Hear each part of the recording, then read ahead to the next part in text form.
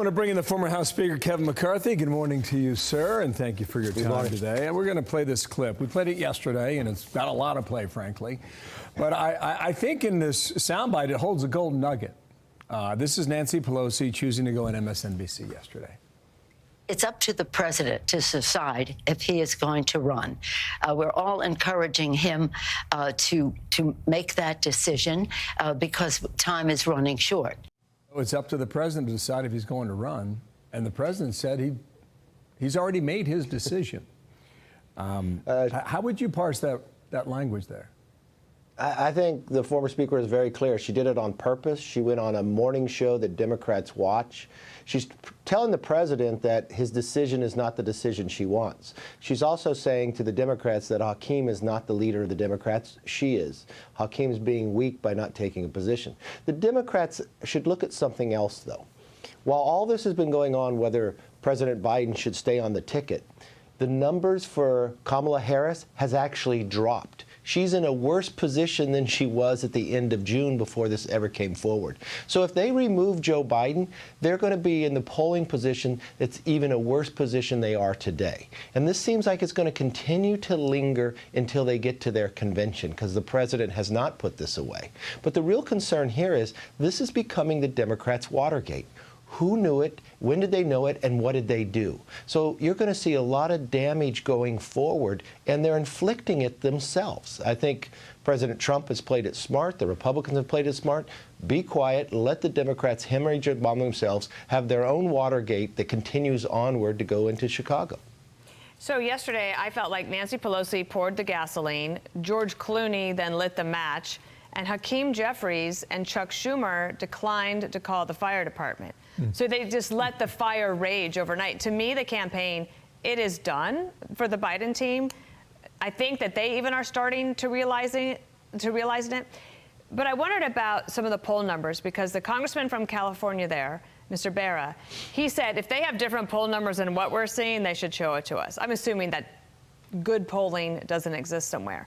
So are Republicans looking at a possible easier path to get to the majority in the House and the Senate while this turmoil goes on the top of the ticket?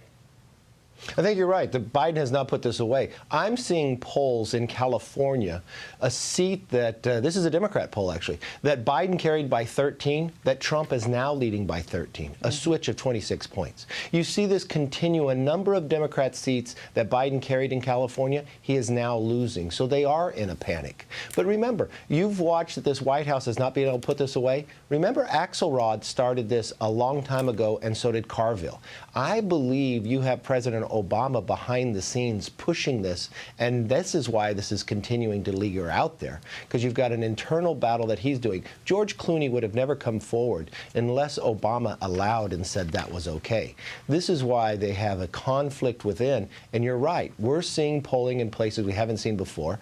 I think President Trump will carry states that he hasn't carried before. I think the Senate will pick up more seats than you believe, and the Republicans will be in the majority. And it'd be malpractice if the Republicans in the House didn't pick up even more seats. It's easier to win seats this election than it was the last two. And the last time Biden won the presidency, it was the first time since 1994 not one Republican incumbent lost. The Democrats lost 13 seats. And that's when he had approval rating plus 10. We got to run, but if I'm on Biden's team and I wake up to this Washington Post poll this morning, and I'm making the case that I'm the guy who can beat Trump because I already did it, Joe Biden's waking up and saying, hey, it's essentially tie game right now.